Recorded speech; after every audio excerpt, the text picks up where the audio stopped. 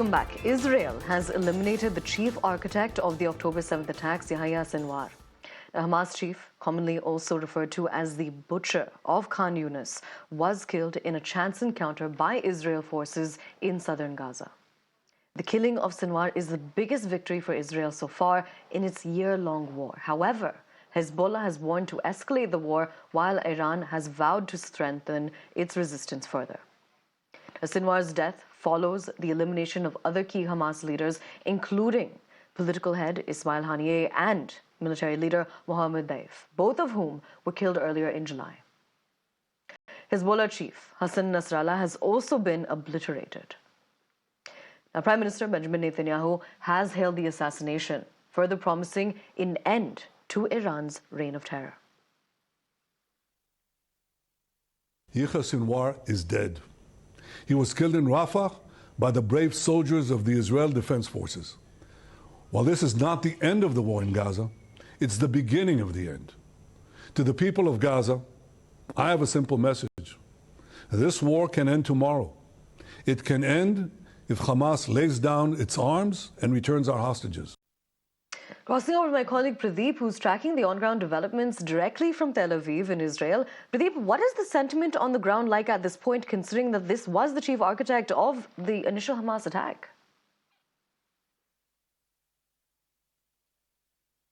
Since yesterday, I had been interacting with the people here in Israel. They have heaved a sigh of relief at the killing of Yahya Sinwar because, as you rightly said, he was the main mastermind and architect of what really happened on October 7th, because he was the one who had ensured that Hamas terrorists are able to infiltrate into this site, which led to the killing of 1,600 people, and 250 of them were held hostage. Now, people are hopeful that this will pave way for the release of people hostage who are still in the captivity of Hamas, because 101 people are still in their captivity. So they're hopeful that maybe they will return back soon. And the second thing is that with the killing of Yahya Sinwar, they feel that Hamas will be completely demoralized. So it will not be easy for them to target Israel the way they had been doing, because their leadership was there. Now Mohammed Daif is also killed. Yahya Sinwar, who's considered to be Osama bin Laden of Gaza. So this killing is almost equivalent to what really Americans felt a few years back when Osama bin Laden was killed in Abbottabad. So people were quite happy. People were excited also, but they were not celebrating that way, because they feel this is not a matter of celebration, because they had been seeing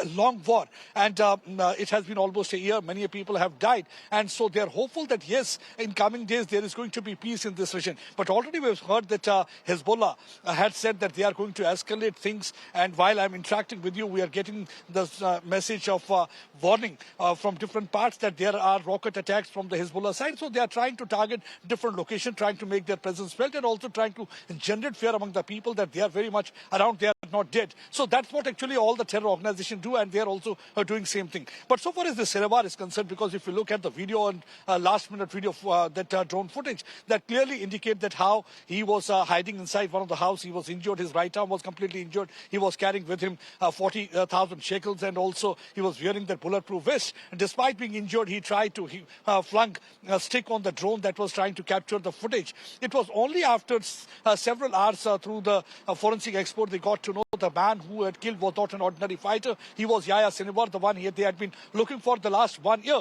And he was said to be hiding in the web of tunnel, because that Hamas had constructed over the period of time. So they were trying to demolish those tunnels. But finally, yesterday, the Israeli forces were lucky enough. And this news was broken by none other than the foreign minister, Israel Katz, to the world that Yahya Sinwar is no more. The moment people in Israel got to know about this news, either they were glued to the television sets, or they just came out to the street. And many people were even waiting outside the hospital where the DNA test was conducted to be doubly sure that this man is no more. Because last Sukkot, the festival when that was celebrated, that brought tears in their eyes exactly after a year. When again yesterday there was a festival Sukkot, people had a sigh of relief, and they felt now the good days will be back, because he was the man who had brought tears in their eyes. Because of him, they had lost their near and dear ones, and many people were burnt alive, and their bodies were not recognized. I saw last time also when we came out of this place, we were the first channel to reach here in Israel. We saw that family members used to wait for hours together outside the hospital to know the fate of their near and dear ones, because their bodies were not to be recognized. So forensic teams were trying their level best to recognize those bodies with the help of the denture and other things. So same fate was met by this man also, and with the help of the denture, finally they were able to recognize and DNA testing that he is the man, Yahya Sinwar, who was the architect of that brutal and the barbaric attack that took place on October 7. So people here are happy, but still they feel that there are many more terrorists who are operating from either the Lebanon soil in the northern side of Israel or operating from the Gaza side. Till these terrorists are not eliminated, the things will continue to remain bad for them. But yes, it has generated a kind of a hope that now Absolutely. it will be. Pradeep, thank you so much for joining us. And